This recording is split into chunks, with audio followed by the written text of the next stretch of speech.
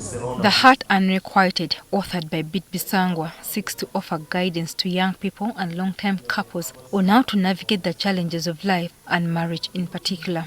According to Bisangwa, the book is a culmination of everything that she has experienced in her life as a mother, businesswoman and mentor to young people through her REMA program. If we are going to make a difference, we need to become students. It doesn't matter to what, because you can't teach what you don't know.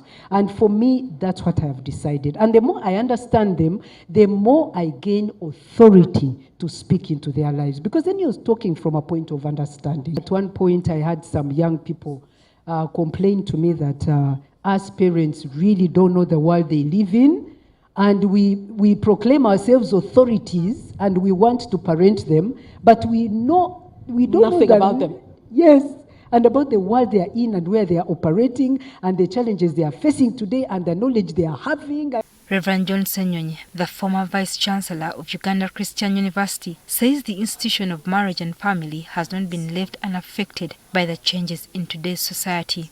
You know, marital conflicts often stem from living in marriage on our human whims and passions and judgments, and sometimes behaving as if the manufacturer never left us any manual.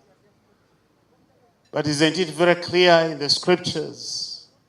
In Genesis chapter 2, verse 24, a verse that we know only too well.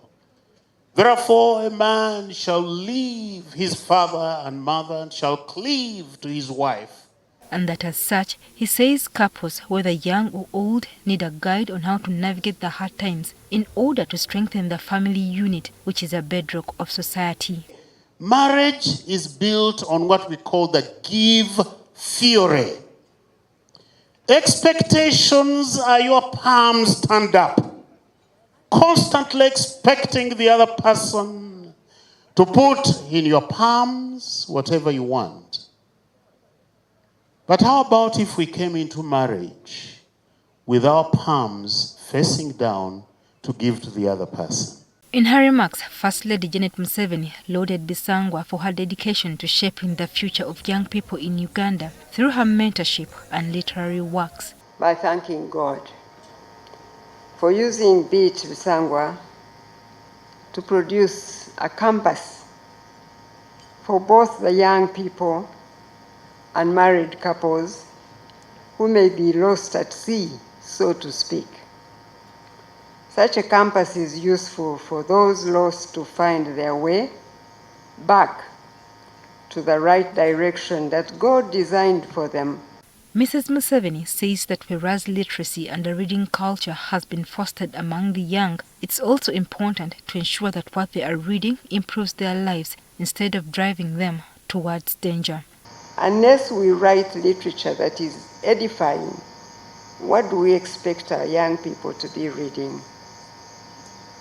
So if we ourselves as the people who know what is good and what is bad, what is righteous and what is evil, do not get our act together and the right sense, the world will throw nonsense at our children, and our children will read that. She asked prominent members of the public who have gained an understanding of life to step up and offer guidance to young people who will in turn shape society. We need an abundant supply of God-fearing role models that walk the talk of living by God's standards of how human beings ought to live our lives in this day and age.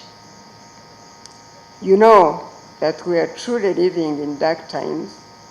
When you see adults behaving like children, then children wanting to behave like adults, and those who are supposed to be helping the other are themselves in need of critical help.